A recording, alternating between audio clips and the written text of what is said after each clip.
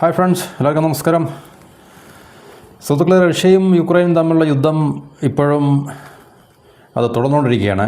അതിനകത്തിൽ യാതൊരു രീതിയിലുള്ള എന്താണ് പറയുന്നത്, സമാധാനത്തിൻ്റെ യാതൊരു പ്രതീക്ഷയും അല്ലെങ്കിൽ ഒരു നേരിയ കണിക പോലും നമുക്കിതുവരെ കാണാൻ സാധിച്ചിട്ടില്ല.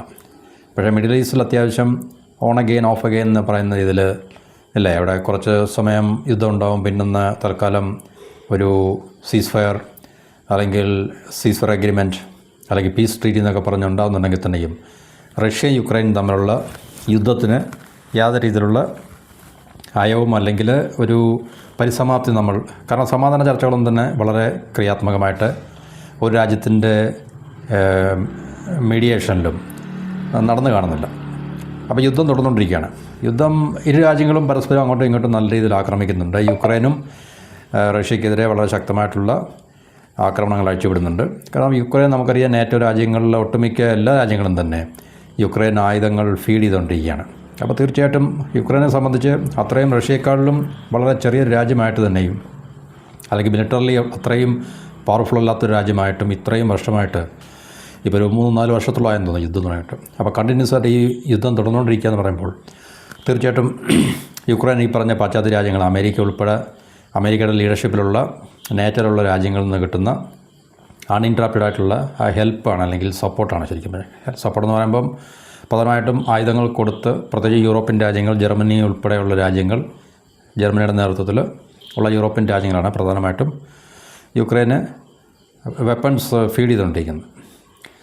അപ്പം റഷ്യയ്ക്കും കാര്യമായിട്ടുള്ള നഷ്ടങ്ങളും അല്ലെങ്കിൽ നാശനഷ്ടങ്ങളും ഒക്കെ തന്നെ ഉണ്ടാകുന്നുണ്ട്. ഇപ്പോൾ ഇവിടെ നമ്മൾ പറയാൻ പോകുന്നത് ഒരു രസകരമായിട്ടുള്ളൊരു വൈരുദ്ധ്യമാണ്. ശരിക്കും പറഞ്ഞാൽ നമുക്കറിയാം, ലോകത്തിൽ ഏറ്റവും കൂടുതൽ ഈ ക്രൂഡ് ഉൽപ്പാദിപ്പിക്കുന്ന ഒരു രാജ്യം അല്ലെങ്കിൽ മുൻനിരയിൽ നിൽക്കുന്ന രാജ്യമാണ് റഷ്യ എന്ന് പറയുന്നത്. മറ്റ് മിഡിൽ ഈസ്റ്റിലെ സൗദി അല്ലെങ്കിൽ അതുപോലുള്ള രാജ്യങ്ങളോടൊപ്പം തന്നെ, ആ രാജ്യങ്ങളോടൊപ്പം തന്നെ ഇല്ലേ, ലോകത്തിലെ ഗ്ലോബൽ ഓയിൽ പ്രൊഡ്യൂസിങ് കൺട്രീസിൻ്റെ ഏറ്റവും മുൻനിരയിൽ നിൽക്കുന്ന രാജ്യമാണ് റഷ്യ. പക്ഷേ റഷ്യ ഇപ്പോൾ വളരെയധികം ഇന്ധനക്ഷാമം നേരിടുന്ന ഒരവസ്ഥയാണ്. എന്തുകൊണ്ടാണെന്ന് ചോദിച്ചു കഴിഞ്ഞാൽ, റഷ്യയിൽ ഉൽപ്പാദനം നടക്കുന്നുണ്ട്, അവർക്ക് ഇഷ്ടംപോലെ എണ്ണയുണ്ട്. പക്ഷേ ഈ ഉൽപ്പാദിപ്പിക്കുന്ന എണ്ണ റിഫൈൻ ചെയ്യുന്ന റിഫൈനറീസിനെ കേന്ദ്രീകരിച്ചാണ് അല്ലെങ്കിൽ ടാർഗറ്റ് ചെയ്താണ് യുക്രൈൻ ഇപ്പോൾ നടത്തുന്ന ഈ ഡ്രോൺ അറ്റാക്കുകൾ അല്ലെങ്കിൽ അതുപോലുള്ള മിസൈൽ അറ്റാക്കുകൾ എന്ന് പറയുന്നത്. അപ്പോൾ അത് റഷ്യയ്ക്ക് ഭയങ്കരമായിട്ടുള്ള തിരിച്ചടി അല്ലെങ്കിൽ ഒരു എന്താണ് പറയുന്നത്, പ്രതികൂലമായിട്ടുള്ള സാഹചര്യം സൃഷ്ടിച്ചിരിക്കുന്നത്. കാരണം റിഫൈൻ ചെയ്ത എണ്ണ ആണല്ലോ നമുക്ക് തീർച്ചയായിട്ടും മാർക്കറ്റിൽ യൂസ് ചെയ്യേണ്ടത്. ക്രൂഡ് എന്ന് പറഞ്ഞാൽ നമ്മൾ ക്രൂഡ് ഓയിലാണ് നമ്മൾ ശരിക്കും പറഞ്ഞാൽ. അത് റിഫൈൻ ചെയ്തിട്ടാണ് നമ്മൾ പെട്രോൾ, ഡീസൽ അല്ലെങ്കിൽ അതുപോലുള്ള വ്യത്യസ്തമായിട്ടുള്ള അതിൻ്റെ വകഭേദങ്ങൾ നമുക്ക് ലഭിക്കുന്നത്. അപ്പോൾ റിഫൈനറി അത്യാവശ്യമാണ്. അപ്പോൾ റഷ്യയിൽ റിഫൈനറീസിന് നേരിട്ടിരിക്കുന്ന കനത്ത നാശനഷ്ടങ്ങൾ കാരണം അവർക്ക് ഈ എക്സ്ട്രാക്റ്റ് ചെയ്തെടുക്കുന്ന ക്രൂഡ് ഓയിൽ അല്ലെങ്കിൽ ക്രൂഡ് ഓയിലിനെ അവർക്ക് റിഫൈൻ ചെയ്യാൻ സാധിക്കാത്തതുകൊണ്ട് രാജ്യത്ത് ഭയങ്കരമായിട്ടുള്ള ഇന്ധനക്ഷാമം നേരിടുന്ന ഇപ്പോൾ ഒരു അവസ്ഥ റഷ്യയിൽ നിലനിൽക്കുന്നുണ്ട്. അപ്പോൾ അത് റഷ്യയെ സംബന്ധിച്ച് ഭയങ്കര, നമുക്കറിയാം, ഇന്ധനം ലഭിച്ചില്ലെങ്കിൽ അല്ലെങ്കിൽ ഇന്ധനത്തിൻ്റെ ലഭ്യത കുറവാണെങ്കിൽ അല്ലെങ്കിൽ നമുക്ക് ആവശ്യമായിട്ടുള്ള ഇന്ധനത്തിലും കുറച്ചാണ് ഒരു രാജ്യത്തിന് സപ്ലൈ ചെയ്യാൻ സാധിക്കുന്നതെങ്കിൽ അത് ഉണ്ടാക്കി വെക്കുന്ന ഭവിഷ്യത്തുകൾ, പ്രത്യേകിച്ച് യുദ്ധത്തിൽ കൂടെ ഏർപ്പെട്ടിരിക്കുന്ന രാജ്യമായതുകൊണ്ട് അവർക്ക് ഈ എനർജി അല്ലെങ്കിൽ ഇന്ധനം വളരെ അത്യാവശ്യമാണ്. അപ്പോൾ രാജ്യത്ത് ഈ പെട്രോൾ, ഡീസൽ ലഭ്യത കുറഞ്ഞതോടുകൂടി പെട്രോൾ പമ്പുകളുടെയൊക്കെ മുന്നിൽ ഭയങ്കരമായിട്ടുള്ള ക്യൂ കാണുവാൻ സാധിക്കുന്നു നീണ്ട നിര, അല്ലെങ്കിൽ അത് കാണുവാൻ റഷ്യയിൽ ഇപ്പോൾ നമുക്ക് കഴിയുമെന്നാണ് മനസ്സിലാക്കാൻ കഴിയുന്നത്. അപ്പോൾ ഈ ഇന്ധനക്ഷാമം നമുക്കറിയാം, ഒരു രാജ്യത്തുണ്ടായിക്കഴിഞ്ഞാൽ അതുണ്ടാക്കി വെക്കുന്ന ഭവിഷ്യത്തുകൾ, അത് ആ രാജ്യത്തെ, ഇപ്പോൾ നമ്മുടെ ഇന്ത്യയിൽ തന്നെ അറിയാം, നമുക്ക് ഗൾഫ്, മിഡിൽ ഈസ്റ്റിലെ യുദ്ധ സമയത്ത് സ്ട്രെയിറ്റ് ഓഫ് ഹോർമൂസ് അടച്ചിരുന്ന സാഹചര്യത്തിലൊക്കെ തന്നെ നമ്മൾ നേരിടേണ്ടി വന്ന പ്രശ്നങ്ങൾ, ഒന്ന് സപ്ലൈ കുറയും, 2 രാജ്യത്തെ വിലക്കയറ്റവും അല്ലെങ്കിൽ അതുപോലുള്ള പ്രശ്നങ്ങളൊക്കെ സൃഷ്ടിക്കും. സാധാരണക്കാരെന്ന് പറയുന്ന ജനങ്ങളുടെ ജീവിതത്തെ അത് കാര്യമായി ബാധിക്കും. രാജ്യത്തിൻ്റെ സമ്പദ് വ്യവസ്ഥയെ അത് വളരെ പ്രതികൂലമായി ബാധിക്കുന്നൊരു കാര്യമാണ് തീർച്ചയായിട്ടും ഇന്ധനക്ഷാമം എന്ന് പറഞ്ഞു കഴിഞ്ഞാൽ. അത് ഏത് രാജ്യത്തെയാലും ശരി, പ്രത്യേകിച്ച് ഓയിൽ പ്രൊഡ്യൂസ് ചെയ്യുന്ന രാജ്യമാണെന്ന് പറഞ്ഞിട്ട് കാര്യമില്ല, അതിനെ റിഫൈൻ ചെയ്യാനുള്ള കപ്പാസിറ്റി അവർക്ക് ഈ പറഞ്ഞ കാരണങ്ങൾ കൊണ്ട് വല്ല നഷ്ടപ്പെടുകയാണെങ്കിൽ തന്നെയും. പിന്നെ ഇപ്പം നമ്മൾ വിചാരിക്കും, ഈ ഓയിൽ പ്രൊഡ്യൂസ് ചെയ്യുന്ന അല്ലെങ്കിൽ ഓയിൽ എക്സ്പോർട്ട് ചെയ്യുന്ന സൗദി അല്ലെങ്കിൽ UAE, ഇറാഖ് അല്ലെങ്കിൽ കുവൈറ്റ്, റഷ്യ, വെനിസ്വേല ഇതുപോലുള്ള രാജ്യങ്ങൾക്കൊന്നും ഈ എണ്ണയുടെ പ്രശ്നം എത്തില്ല. ഇപ്പോൾ നമുക്ക് എണ്ണയുടെ പ്രശ്നം വരുത്തില്ല. അവർക്ക് പ്രൊഡ്യൂസ് ചെയ്യാം, അവർക്ക് റിസർവ് ഉണ്ട്, അവർക്ക് മറ്റാരിൽ നിന്നും വാങ്ങിക്കേണ്ട അവസ്ഥ ഇല്ല, പ്രൊവൈഡഡ് അവരുടെ എണ്ണ ശുദ്ധീകരണശാലയ്ക്ക് പ്രശ്നങ്ങളൊന്നുമില്ലെങ്കിൽ. പക്ഷേ യുദ്ധസമയത്ത് നമുക്കറിയാം എതിർ രാജ്യം ടാർഗറ്റ് ചെയ്യുന്നത് ഇതുപോലുള്ള സ്ട്രാറ്റജിക്കായിട്ടുള്ള വളരെ ഇമ്പോർട്ടൻ്റ് ആയിട്ടുള്ള മേഖലകളൊക്കെ തന്നെ ആയിരിക്കും. യുദ്ധം കൊടുമ്പിരിക്കൊണ്ട് രൂക്ഷമായിട്ട് മുന്നോട്ട് പോയിക്കൊണ്ടിരിക്കുമ്പോൾ. അപ്പോൾ യുക്രൈൻ ഇപ്പോൾ തീർച്ചയായിട്ടും റഷ്യയിൽ ടാർഗറ്റ് ചെയ്യുന്നത് ഈ പറഞ്ഞ ഓയിൽ റിഫൈനറീസാണ്. അപ്പോൾ ഓയിൽ റിഫൈൻ ചെയ്യാൻ കഴിഞ്ഞില്ലെങ്കിൽ അവരുടെ മിലിറ്ററിയുടെ പെർഫോമൻസിനെ തന്നെ, അല്ലെങ്കിൽ അവർക്ക് ചെയ്യുന്ന യുദ്ധം തന്നെ ഒരുപക്ഷെ അവർക്ക് മുന്നോട്ട് കൊണ്ടുപോകാൻ പറ്റുന്നൊരു സാഹചര്യം സൃഷ്ടിക്കത്തില്ല. കാരണം എയർക്രാഫ്റ്റും ഷിപ്പും അതുപോലുള്ള യുദ്ധോപകരണങ്ങൾ നമ്മൾ പറയുന്ന അതെല്ലാം റൺ ചെയ്യണമെങ്കിൽ എനർജി, ഫ്യൂവൽ അത്യാവശ്യമാണ്. അപ്പോൾ ഫ്യൂവൽ അത്യാവശ്യം ആയിട്ട് ഉണ്ടാക്കിയെടുക്കാൻ കഴിവുള്ള റിഫൈനറീസ് ബോംബിട്ട് നശിപ്പിച്ചു കഴിഞ്ഞാൽ ആ രാജ്യത്തിനെ സംബന്ധിച്ച് അത് വലിയ ബുദ്ധിമുട്ടുണ്ടാക്കുന്നതാണ്. അതാണ് ഇപ്പോൾ റഷ്യ നേരിടുന്ന വലിയൊരു പ്രശ്നം എന്ന് പറഞ്ഞാൽ. അപ്പോൾ അത് ഈ ഇന്ധന ക്ഷാമം നേരിടുമ്പോൾ അല്ലെങ്കിൽ നേരിട്ടുകൊണ്ടിരിക്കുന്ന ഈ അവസരത്തിൽ റഷ്യയുടെ പ്രസിഡന്റ് ഇപ്പോൾ ഇന്ത്യ ഉൾപ്പെടെയുള്ള രാജ്യങ്ങളിൽ നിന്ന് റിഫൈൻഡ് ആയിട്ടുള്ള ഈ പറഞ്ഞ ഓയിൽ മേടിക്കാനുള്ള പദ്ധതി അല്ലെങ്കിൽ അതിനുള്ള നിർദ്ദേശങ്ങൾ ഇരിക്കുകയാണ്. അതാണ് ഞാൻ പറഞ്ഞ രസകരമായിട്ടുള്ള വൈരുദ്ധ്യം എന്ന് പറഞ്ഞത്. നമ്മൾ റഷ്യയിൽ നിന്നും എണ്ണ വാങ്ങിക്കുന്ന ഒരു രാജ്യമാണ്. ഇപ്പോൾ തീർച്ചയായിട്ടും റഷ്യക്ക് തിരിച്ച് ഇന്ത്യ ഇപ്പോൾ രാജ്യമല്ല, ഇന്ത്യയെ ആശ്രയിക്കാൻ ഒരുപക്ഷെ ഇന്ത്യയിൽ നിന്നും ചൈനയിൽ നിന്നൊക്കെ ആയിരിക്കും റഷ്യ ഈ പറഞ്ഞ എണ്ണ മേടിക്കാനുള്ള സാധ്യത എന്നുണ്ട്. ഇന്ത്യയിൽ തീർച്ചയായിട്ടും മേടിക്കും. അപ്പോൾ ഇന്ത്യക്ക് വഴിയൊരുക്കുന്ന വലിയൊരു കച്ചവട സാധ്യതയാണ് നമുക്ക് തന്നത് തീർച്ചയായിട്ടും. അതിനാൽ നമുക്ക് റഷ്യയിൽ നിന്ന് നമ്മളെ ക്രൂഡ് മേടിക്കുന്നുണ്ട്. നമുക്കത് ഈ പറഞ്ഞ ഒരു ഇതിൻ്റെ പേരിൽ നമുക്ക് കൂടുതൽ ബാർഗെയിൻ ചെയ്ത് നമുക്ക് അല്പം കൂടെ ഫേവറബിളായിട്ടുള്ള ഡിസ്കൗണ്ട് പ്രൈസിൽ നമുക്ക് റഷ്യയിൽ നിന്ന് ക്രൂഡ് ഒരു പക്ഷേ നമുക്ക് ആക്സസ് ചെയ്യാനും നമുക്ക് ഇതൊരു പക്ഷേ വഴിയൊരുക്കുമായിരിക്കും.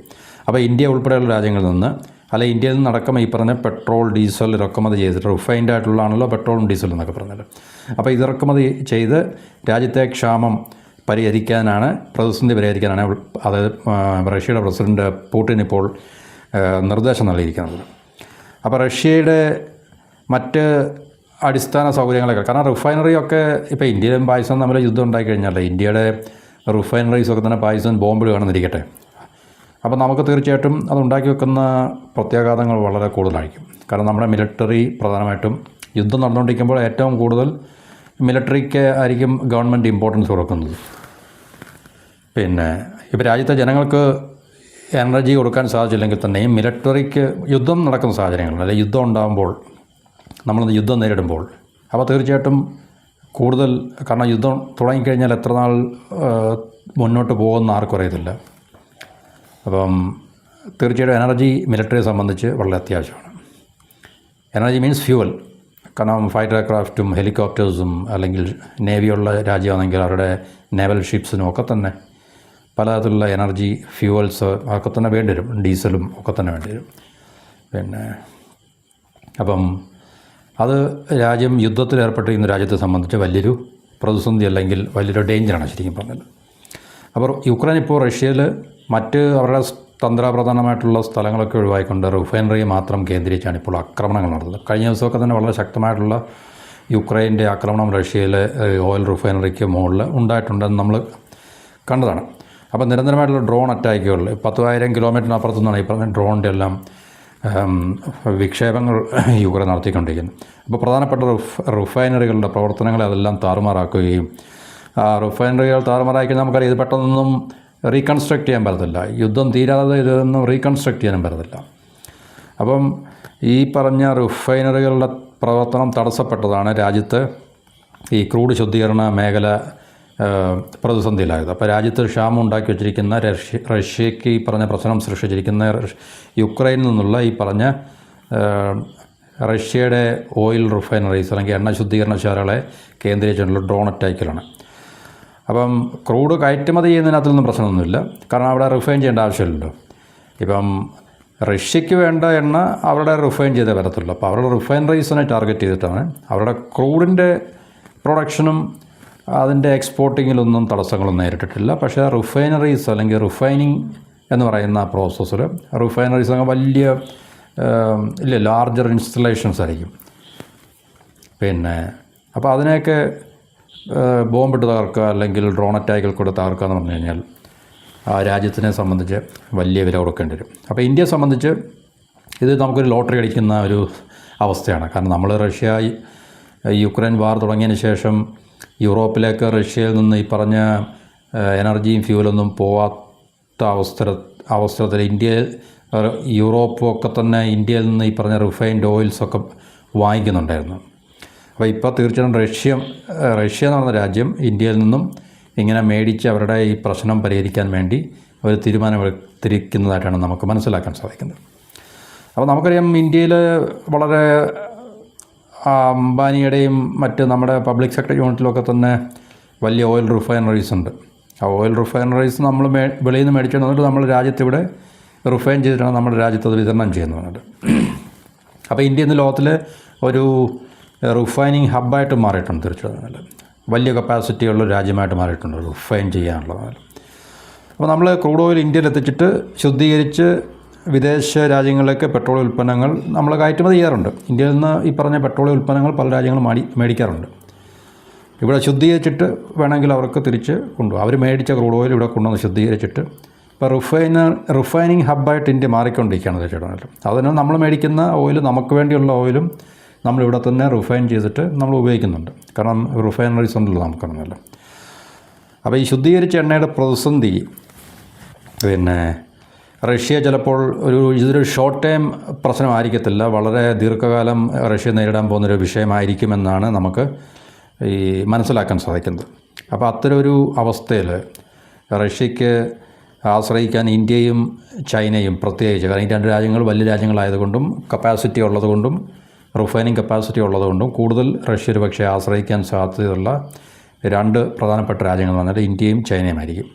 അപ്പോൾ ഇന്ത്യയെ അപേക്ഷിച്ച് ചൈനയിൽ റിഫൈനറി കപ്പാസിറ്റി കുറവാണ്. കാരണം ഇന്ത്യനകത്തിൽ വളരെ നമുക്ക് നല്ലൊരു മേജർ റോളുണ്ട് റിഫൈനിങ് അപ്പോൾ ചൈനയെക്കാളും നമ്മളിതിനകത്തുള്ളൊരു ഉസ്താദാണെന്ന് നമുക്ക് അറിയാൻ സാധിക്കണം. റിഫൈനിങ് ഹബ്ബാണ് ശരിക്കും പറഞ്ഞാൽ ഇന്ത്യ എന്ന് പറഞ്ഞാൽ.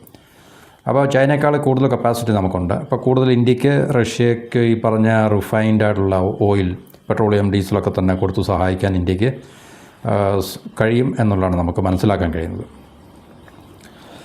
അപ്പോൾ ഇത് റഷ്യയ്ക്ക് കൂടുതൽ എണ്ണ ഉൽപ്പന്നങ്ങൾ നമുക്ക് വിറ്റ് കാശാക്കാൻ ഉള്ളൊരവസരമാണ് എന്നാണ് ഇപ്പോൾ നമുക്ക് ഇതിൽ നിന്നും മനസ്സിലാക്കാൻ കഴിയുന്നത്. ഇന്ത്യയിൽ നിന്ന് എണ്ണ വാങ്ങുന്ന കമ്പനികൾക്ക് നികുതി ഇളവ് നൽകുമെന്ന് റഷ്യൻ സർക്കാർ വ്യക്തമാക്കിയിട്ടുണ്ട്. അതവരുടെ പോളിസി. എന്നുവെച്ചാൽ ഇന്ത്യയിൽ നിന്നാണ് ഇപ്പം റഷ്യ ഗവൺമെൻറ് അങ്ങനെ ഒരു പോളിസി എടുത്തെങ്കിലും അവിടുത്തെ ഈ റഷ്യ എണ്ണ പർച്ചേസ് ചെയ്യുന്ന കമ്പനീസ് ഉണ്ടല്ലോ.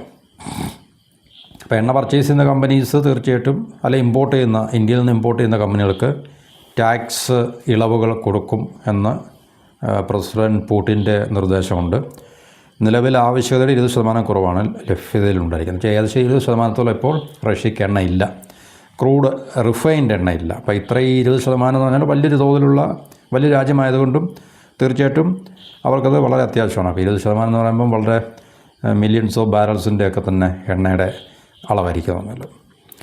അപ്പോൾ യുക്രൈൻ റിഫൈനറികളെ ലക്ഷ്യം വെച്ചുള്ള ആക്രമണങ്ങൾ തുടർന്നാൽ ഇത് വീണ്ടും വർദ്ധിക്കും എന്നുള്ളത്. യുക്രൈൻ എന്നല്ല, ഈ പറഞ്ഞ റഷ്യയിലുള്ള റിഫൈനറികളെ വീണ്ടും ഇത് ആക്രമിക്കാൻ ശ്രമിച്ചു കഴിഞ്ഞാൽ തീർച്ചയായിട്ടും ആക്രമണം ഉണ്ടാകുമെന്നുള്ള കാര്യത്തിൽ സംശയങ്ങളൊന്നുമില്ല. കാരണം റഷ്യയുടെ നട്ടൽ ഒടിക്കുക എന്നുള്ളതാണ് യുക്രൈൻ്റെ ലക്ഷ്യം.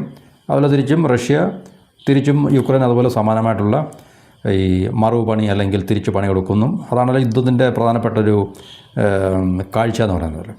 അപ്പോൾ റഷ്യക്ക് ഈ പറഞ്ഞ അവരുടെ വൈറ്റലായിട്ടുള്ള ഇൻസ്റ്റലേഷൻസ്, ഈ ഓയിൽ റിഫൈനിങ് ഇൻസ്റ്റലേഷൻസ് അല്ലെങ്കിൽ അസറ്റ്സൊക്കെ തന്നെ യുക്രൈൻ ഇനിയും ലക്ഷ്യം വെച്ച് ഡ്രോണുകളും മിസൈലുകളൊക്കെ അയക്കാൻ, ഡ്രോണുകളാണ് പ്രത്യേകിച്ച് ഉപയോഗിക്കുന്നതെന്നല്ല. കാരണം യുക്രൈൻ ഈ ഡ്രോണിൻ്റെ മാനുഫാക്ചറിങ്ങിൽ ഇപ്പോൾ അവർ ഏറ്റവും മുൻപന്തിയിലുള്ള രാജ്യമായിട്ട് മാറിക്കഴിഞ്ഞു. പ്രത്യേകിച്ച് ഒരു യുദ്ധം തുടങ്ങിയതിന് ശേഷം ഇതിൻ്റെ ടെക്നോളജിയൊക്കെ തന്നെ വളരെ മെച്ചപ്പെട്ട ടെക്നോളജി ഉണ്ടാക്കിയെടുക്കുന്നതിലും വളരെ ചീപ്പായിട്ടുള്ള വളരെ ടെക്നോളജിക്കലി സുപ്പീരിയർ ആയിട്ടുള്ള ഡ്രോണുകൾ ഉണ്ടാക്കിയെടുക്കുന്നതിലൊക്കെ തന്നെ ഇപ്പം യുക്രൈൻ മുൻനിര രാജ്യങ്ങളുടെ പട്ടികയിലേക്ക് വന്നിട്ടുണ്ട്. അപ്പോൾ യുദ്ധം നടക്കുമ്പോൾ ഈ രാജ്യങ്ങളൊക്കെ നമ്മൾ പറഞ്ഞില്ല, ഈ മേഖലകളിലൊക്കെ തന്നെ വൻതോതിലുള്ള മാറ്റങ്ങൾ അല്ലെങ്കിൽ പുരോഗതികൾ കൈവരിച്ചുകൊണ്ടിരിക്കുകയാണ് തീർച്ചയായിട്ടും. അപ്പം നിലവിൽ ഈ റഷ്യ ബെലാറസ് എന്ന രാജ്യത്തു നിന്ന് പെട്രോൾ ഉൽപ്പന്നങ്ങൾ ഇറക്കുമതി ചെയ്യുന്നുണ്ട്. പ്രതിമാസം 1 ലക്ഷം മുതൽ 1.5 ലക്ഷം ടൺ വരെയാണ് അവർ ബെലാറസിൽ നിന്ന് ഇറക്കുമതി ചെയ്യുന്നത്. ഇത് വളരെ റഷ്യയുടെ ആവശ്യത്തിൻ്റെ ഒരു ചെറിയ പങ്ക് മാത്രമേ ഉള്ളൂ എന്നാണ്. അപ്പോൾ അതുപോലെ റഷ്യയ്ക്ക് ശരിക്കും പറഞ്ഞാൽ. അപ്പോൾ മറ്റൊരു അയൽരാജ്യമായിട്ടുള്ള കസഖ്സ്ഥാനിൽ നിന്നും പെട്രോൾ വാങ്ങാൻ ഈ പറഞ്ഞ റഷ്യ പദ്ധതി ഇടുന്നുണ്ട്. പക്ഷേ അതിതുവരെ ആയിട്ടില്ല, പദ്ധതി ഇടുന്നേ ഉള്ളൂ. അപ്പോൾ റഷ്യയെ സഹായിക്കുന്ന രാജ്യങ്ങളൊക്കെ തന്നെ, ചുറ്റോടുള്ള രാജ്യങ്ങളെയൊക്കെ തന്നെ ആക്രമിക്കുന്ന യുക്രൈൻ വാൺ ചെയ്തിട്ടുണ്ട്. അപ്പം കസഖ്സ്ഥാനെ ഭയപ്പെടുത്തുന്ന ഒരു കാര്യമാണ് ശരിക്കും പറഞ്ഞാൽ. ഇനി റഷ്യയ്ക്ക് ഏതെങ്കിലും രീതിയിലുള്ള സഹായങ്ങൾ ചെയ്തു തുടങ്ങിക്കഴിഞ്ഞാൽ യുക്രൈൻ്റെ ഭാഗത്തുനിന്നും കസാഖ്സ്ഥാനിലെ ആക്രമണങ്ങൾ ഉണ്ടാകും എന്നുള്ളൊരു ഭീഷണി യുക്രൈൻ്റെ ഭാഗത്തു നിന്നുള്ളത് കൊണ്ടും അത് കസഖ്സ്ഥാൻ വളരെ ആശങ്കയോട് കാണുന്നുണ്ടും അവരിപ്പോൾ ഈ ചെകുത്താനും കടലിനും ഇടയ്ക്കുക എന്നുള്ളൊരു അവസ്ഥയാണ്. കാരണം റഷ്യ സഹായിക്കാതിരിക്കാനും പറ്റത്തില്ല. എന്നാൽ സഹായിച്ചു കഴിഞ്ഞാൽ പക്ഷേ യുക്രൈനിൽ നിന്ന് ഈ പറഞ്ഞ അറ്റാക്ക് അല്ലെങ്കിൽ ആക്രമണങ്ങൾ ഉണ്ടാകാനുള്ള സാധ്യതയും അവർ മുന്നിൽ കാണുന്നുണ്ട്. അപ്പോൾ എണ്ണ കയറ്റുമതിക്ക് റഷ്യൻ തുറമുഖങ്ങളെയാണ് ആശ്രയിക്കുന്നത് കസാഖ്സ്ഥാനിൽ. അപ്പോൾ അതുകൊണ്ട് തീർച്ചയായിട്ടും റഷ്യയോട് മുഖം തിരിക്കാനും പറ്റത്തില്ല. റഷ്യയുടെ ഈ ആവശ്യം അവർക്ക് ഈ ചെയ്തു കൊടുത്തേ പറ്റത്തുള്ളൂ. അപ്പോൾ അങ്ങനെയുള്ള വിഷയമുണ്ട് ശരിക്കും പറഞ്ഞാൽ. ചെയ്തു കൊടുത്താൽ യുക്രൈൻ ഡ്രോണുകളോ അല്ലെങ്കിൽ മറ്റേതെങ്കിലും തരത്തിലുള്ള അറ്റാക്ക് കസാഖ്സ്ഥാൻ്റെ മേളിൽ ഉണ്ടാക്കും എന്നുള്ള ഭീഷണിയുണ്ട്. പക്ഷേ റഷ്യയെ അമിതമായിട്ട് കസഖ്സ്ഥാൻ ആശ്രയിച്ചേ മതിയാകും. അവിടെ കസഖ്സ്ഥാൻ്റെ എണ്ണ ഈ കയറ്റുമതിക്കൊക്കെ തന്നെ റഷ്യൻ തുറമുഖമാണ് ഉപയോഗിക്കുന്നത്. അപ്പോൾ തീർച്ചയായിട്ടും റഷ്യയോട് നോ പറയാനും പറ്റത്തില്ല. അപ്പോൾ ഇന്ത്യയിൽ നിന്ന് അവർ തീർച്ചയായിട്ടും റഷ്യ എണ്ണ വാങ്ങിക്കും. കൂടുതൽ ശുദ്ധീകരിച്ച എണ്ണ വാങ്ങിക്കാനുള്ള സാധ്യതയും നമുക്ക് തള്ളിക്കളയാൻ പറ്റത്തില്ല. അങ്ങനെയാണെങ്കിൽ ഇന്ത്യയെ സംബന്ധിച്ച് അതൊരു ജാക്ക് പോട്ടാണ് ശരിക്കും പറഞ്ഞാൽ. അതായത് റഷ്യൻ എണ്ണ നമ്മൾ കൂടുതൽ വാങ്ങിക്കുന്നുണ്ടല്ലോ ഇപ്പോൾ, അതായത് ക്രൂഡ്. അപ്പോൾ അങ്ങനെയുള്ളൊരു അതായത് ഈ എനർജിയുടെ കാര്യത്തിൽ കൂടുതൽ ഒരു പടി കൂടെ കടന്നിട്ടുള്ള ബന്ധം റഷ്യയും ഇന്ത്യയും തമ്മിൽ ഉണ്ടാകുന്നതുകൊണ്ട് ഇന്ത്യക്ക് ഒരു പക്ഷേ ഇത് നമുക്ക് റഷ്യയിൽ നിന്ന് ക്രൂഡ് വാങ്ങിക്കുന്ന ഒരു കാര്യത്തിൽ റഷ്യയുമായിട്ട് കൂടുതൽ ബെറ്ററായിട്ടുള്ള അല്ലെങ്കിൽ ഫേവറബിളായിട്ടുള്ളൊരു ഡിസ്കൗണ്ടഡ് പ്രൈസിലൊക്കെ തന്നെ നമുക്ക് വാങ്ങിക്കാനുള്ളൊരു ശ്രമം കൂടെ നടത്താൻ സാധിക്കും. അതുപോലെ തന്നെ റഷ്യയിൽ നിന്ന് എണ്ണ കൊണ്ടുവരുന്ന കപ്പലിൽ തന്നെ ഇവിടെ നിന്നുള്ള റിഫൈൻഡ് എണ്ണ അങ്ങോട്ട് നമുക്ക് കയറ്റി അയക്കുമ്പോൾ അല്ലെങ്കിൽ റഷ്യക്ക് തിരിച്ചു കൊടുക്കുമ്പോൾ നമുക്ക് ഇതിനകത്തുള്ള ചിലവുകളൊക്കെ തന്നെ ചുരുക്കാൻ സാധിക്കും എന്നുള്ളൊരു പ്രതീക്ഷയാണ് നമുക്കതിൽ. അപ്പോൾ ഇന്ത്യൻ പൊതുമേഖലാ കമ്പനികളാണ് ഇതിനകത്തിൽ. പ്രൈവറ്റ് മേഖലയിൽ റിലയൻസ് മാത്രമേ ഉള്ളൂ ശരിക്കും പറഞ്ഞാൽ. റിഫൈൻഡ് ഈ പറഞ്ഞ ഓയിൽ പെട്രോളിയം മേഖലയിൽ ശരിക്കും പറഞ്ഞാൽ. പിന്നെ റഷ്യയുടെ ഒരു ഇതുണ്ടല്ലോ, ഈ പെട്രോൾ പമ്പ്സൊക്കെ ഉള്ള നയാരെന്നും പറഞ്ഞിട്ടുള്ളത്. റിഫൈനറി റിലയൻസിന് മാത്രമേ ഉള്ളൂ. ബാക്കിയെല്ലാം പബ്ലിക് സെക്ടറിലുള്ള നമ്മളുടെ വ്യത്യസ്തമായിട്ടുള്ള ഈ കമ്പനികളാണ് ഇപ്പം. അപ്പോൾ അവർക്കും ഇത് കൂടുതൽ ലാഭകരമായിട്ട് എണ്ണ വിൽക്കാൻ സാധിക്കും എന്നുള്ളതാണ് നമുക്ക് ഇതിനകത്ത് നിന്ന് മനസ്സിലാക്കാൻ സാധിക്കുന്നത്. അപ്പോൾ റഷ്യ ഇപ്പോൾ നേരിടുന്നത് വളരെ ചെറിയൊരു പ്രതിസന്ധിയല്ല, അല്ലെങ്കിൽ വളരെ ചെറിയൊരു വിഷയമല്ല. കാരണം യുക്രൈൻ ഈ പറഞ്ഞ ആക്രമണങ്ങൾ, അറ്റാക്സ്, അതായത് റഷ്യൻ ഓയിൽ റിഫൈനറീസിനെ കേന്ദ്രീകരിച്ചിട്ടുള്ള, കാരണം റഷ്യ വലിയൊരു രാജ്യമായതുകൊണ്ടും വലിയൊരു എണ്ണ ഉൽപ്പാദന രാജ്യമായതുകൊണ്ടും തീർച്ചയായിട്ടും ഓയിൽ റിഫൈനറീസിൻ്റെ എണ്ണവും അവിടെ വളരെ കൂടുതലായിരിക്കും. അവരുടെ കപ്പാസിറ്റിയും അത്യാവശ്യം ന്യായമായിട്ടുള്ള അളവിലുണ്ടായിരിക്കും. അപ്പോൾ അതിനെ 1 by 1 ആയിട്ട് യുക്രൈൻ തീർച്ചയായിട്ടും ടാർഗറ്റ് ചെയ്യുകയാണെങ്കിൽ റഷ്യ നേരിടാൻ പോകുന്ന വലിയൊരു ഭീഷണി ഇത് തന്നെ ആയിരിക്കും. കാരണം അവർക്ക് അവരുടെ ഡിഫൻസിന് തന്നെ, യുദ്ധം ചെയ്തുകൊണ്ടിരിക്കുന്ന ഡിഫൻസ് മിലിറ്ററിക്ക് തന്നെ തീർച്ചയായിട്ടും അൺഇൻറ്ററപ്റ്റഡ് ആയിട്ട്, എന്ന് വെച്ചാൽ ഇടതടവില്ലാതെ, തടസ്സങ്ങളില്ലാതെ ഫ്യൂവൽ അല്ലെങ്കിൽ എനർജി ലഭിക്കുക എന്നുള്ളത് ഏത് രാജ്യത്തിനും വളരെ ഇമ്പോർട്ടൻ്റ് ആണ്. പീസ് ടൈമിൽ തന്നെ ഏത് രാജ്യത്തിൻ്റെയും മിലിറ്ററിക്ക് അത് വളരെ അത്യാവശ്യമാണ്. എണ്ണ ഇല്ല എന്ന് പറഞ്ഞിട്ട് അല്ലെങ്കിൽ എനർജി ഇല്ല എന്ന് പറഞ്ഞിട്ട് ഒരു രാജ്യത്തിൻ്റെയും ഡിഫൻസിൻ്റെ ഓപ്പറേഷൻസോ അല്ലെങ്കിൽ ഡിഫൻസിൻ്റെ ആവശ്യങ്ങളോ ഒരു രാജ്യവും നിർത്തിവെക്കത്തില്ല. ഇപ്പോൾ നമുക്കറിയാം, പീസ് ടൈമിൽ തന്നെ നമ്മുടെ എയർഫോഴ്സിൻ്റെ ആയാലും അല്ലെങ്കിൽ നേവിയുടെ ആയാലും ഈവൻ ആർമിക്ക് ഹെലികോപ്റ്റേഴ്സ്, അല്ലെ നമ്മുടെ എയർഫോഴ്സിൻ്റെ കാര്യം എടുത്തു കഴിഞ്ഞാൽ ഇപ്പോൾ എയർഫോഴ്സിൻ്റെ ഫൈറ്റേഴ്സ് അല്ലെങ്കിൽ അതുപോലുള്ള നമ്മുടെ യുദ്ധവിമാനങ്ങൾ ഡെയിലി അവർക്ക് സോർട്ടി ഉണ്ടല്ലോ, ഡെയിലി അവർക്ക് പറഞ്ഞേ പറ്റത്തുള്ളൂ. അപ്പോൾ അതിനെല്ലാം നമുക്ക് വളരെ ഗണ്യമായ തോതിൽ ഫ്യൂവൽ അല്ലെങ്കിൽ എനർജി അത്യാവശ്യമാണ്. അപ്പോൾ അതുകൊണ്ട് പീസ് ടൈമിൽ പോലും അത്രയും റിക്വയർമെൻറ്റ്സിനുണ്ടെങ്കിൽ ഒരു യുദ്ധത്തിലേർപ്പെട്ടിരിക്കുന്ന രാജ്യം എന്ന നിലയിൽ ആ രാജ്യത്തിന് തീർച്ചയായിട്ടും ഫ്യൂവലിൻ്റെ ഇമ്പോർട്ടൻസ് വളരെ കൂടുതലാണ്. അപ്പോൾ അങ്ങനെ ഫ്യൂവലിൻ്റെ ഇമ്പോർട്ടൻസ് കൂടുതലായ ഈ ഒരു സമയത്ത് ഇങ്ങനൊരു പ്രതിസന്ധി റഷ്യയെ സംബന്ധിച്ച് ഉണ്ടാകുക എന്നുള്ളത് വളരെ ഒരു ക്രിട്ടിക്കൽ ഇഷ്യൂയാണ്. പക്ഷേ തീർച്ചയായിട്ടും ഇന്ത്യ, ചൈന പോലുള്ള രാജ്യങ്ങൾ റഷ്യയെ ഹെൽപ്പ് ചെയ്യും, അല്ലെങ്കിൽ ഹെൽപ്പ് ചെയ്യാനുണ്ട് എന്നുള്ളതും റഷ്യയെ സംബന്ധിച്ച് ഒരു കോൺഫിഡൻറ്റ് ഫാക്ടറാണ് ശരിക്കും പറഞ്ഞത്. അപ്പോൾ റഷ്യയെ ഇന്ത്യയിൽ നിന്നും ഒരു പക്ഷേ ചൈനയ്ക്ക് അത്രയും കപ്പാസിറ്റി ഇല്ല ഇന്ത്യയുടെ അത്രയും, ഏറ്റവും കൂടുതൽ ഇന്ത്യയിൽ നിന്ന് വാങ്ങാനുള്ള സാധ്യത. അപ്പം തീർച്ചയായിട്ടും ഇന്ത്യക്കിപ്പോൾ ഈ റിഫൈൻഡ് ആയിട്ടുള്ള ഓയിൽ, പെട്രോൾ, ഡീസൽ ഇതുപോലുള്ള ഉൽപ്പന്നങ്ങൾ റഷ്യക്ക് വിൽക്കാൻ അല്ലെങ്കിൽ റഷ്യയിൽ എത്തിക്കാനുള്ള സാധ്യത ഇപ്പോൾ നമ്മുടെ മുന്നിൽ തെളിഞ്ഞിരിക്കുകയാണ്. അപ്പോൾ ഇതാണ് നമുക്ക് ഈ ടോപ്പിക്കുമായിട്ട് ബന്ധപ്പെട്ട ചില പ്രധാനപ്പെട്ട ഇൻഫർമേഷൻ. അപ്പം യുദ്ധം നമുക്കറിയാം, അവിടെ യാതൊരു, കാരണം അത് നിർത്തുവാനുള്ള സാധ്യത വെസ്റ്റേൺ രാജ്യങ്ങൾക്കൊന്നുമില്ല, അമേരിക്ക ഉൾപ്പെടെയുള്ള രാജ്യങ്ങൾക്കൊന്നും. കാരണം റഷ്യയെ എത്രയും ദുർബലപ്പെടുത്തുക അല്ലെങ്കിൽ ഡീസ്റ്റെബിലൈസ് ചെയ്യുക എന്നുള്ളതാണ് അമേരിക്കയുടെ നേതൃത്വത്തിലുള്ള പാശ്ചാത്യ നേറ്റോ രാജ്യങ്ങളുടെ പ്രധാനപ്പെട്ട ഒരു ലക്ഷ്യം. അതുകൊണ്ട് ഇവിടെ ആരും യുദ്ധത്തിന് ഈ പറഞ്ഞ അറുതി വരുത്താനോ അല്ലെങ്കിൽ അതിന് സമാധാന ചർച്ചയോ അല്ലെങ്കിൽ യുദ്ധം നിർത്തുവാനുള്ള ശ്രമങ്ങളൊന്നും ഒരു രാജ്യത്തിൻ്റെ പക്കലൊന്നുമില്ല. പക്ഷേ മിഡിൽ ഈസ്റ്റിൽ യുദ്ധം ഉണ്ടായപ്പോഴത്തേക്ക് പല രാജ്യങ്ങളും, പാകിസ്ഥാൻ, ഖത്തർ, ആ രാജ്യം ഈ രാജ്യം, അല്ലെങ്കിൽ അവിടെയൊക്കെ ഹമാസിൻ്റെയൊക്കെ വിഷയം വരുമ്പോഴത്തേക്ക് ഈ ബ്രോക്കർ ചെയ്യാൻ വേണ്ടി, പീസ് ബ്രോക്കർ ചെയ്യാൻ വേണ്ടി പല രാജ്യങ്ങളും മുമ്പോട്ട് വരുന്നുണ്ട്, ഈവൻ ചൈന പോലും. അപ്പോൾ ഇവിടെ നിന്നും ഈ പറഞ്ഞ യാതൊരു രീതിയിലുള്ള പീസ് ബ്രോക്കറിങ്ങോ അല്ലെങ്കിൽ മീഡിയേഷനോ അല്ലെങ്കിൽ സമാധാന ചർച്ചകളോ സമാധാന ശ്രമങ്ങളോ ഒന്നും തന്നെ കാണുന്നില്ല. അതുകൊണ്ട് യുദ്ധം ഇപ്പോഴും മുന്നോട്ട് തുടർന്നുകൊണ്ടിരിക്കുകയാണ്. അത് ഈ റഷ്യയെ സംബന്ധിച്ച് ഇങ്ങനെയുള്ള ഈ യുക്രൈൻ്റെ ഭാഗത്തു നിന്നുള്ള അറ്റാക്കുകൾ നിരന്തരം നേരിടേണ്ടി വരികയാണെങ്കിൽ വലിയ തോതിലുള്ള പ്രതിസന്ധി അവരുടെ എനർജി ആയിട്ട് ബന്ധപ്പെട്ട ആ ഒരു മേഖലയിൽ ഉണ്ടാകും എന്നുള്ള കാര്യത്തിൽ സംശയമൊന്നുമില്ല. അപ്പോൾ ഇത്തവണ നമുക്ക് ഈ ടോപ്പിക്കുമായിട്ട് ഷെയർ ചെയ്യാനുള്ള ചില പ്രധാനപ്പെട്ട ഇൻഫർമേഷൻ. മറ്റു ടോപ്പിക്കുമായിട്ട് വീണ്ടും കാണാം. എല്ലാവർക്കും നന്ദി, നമസ്കാരം, and have A wonderful day.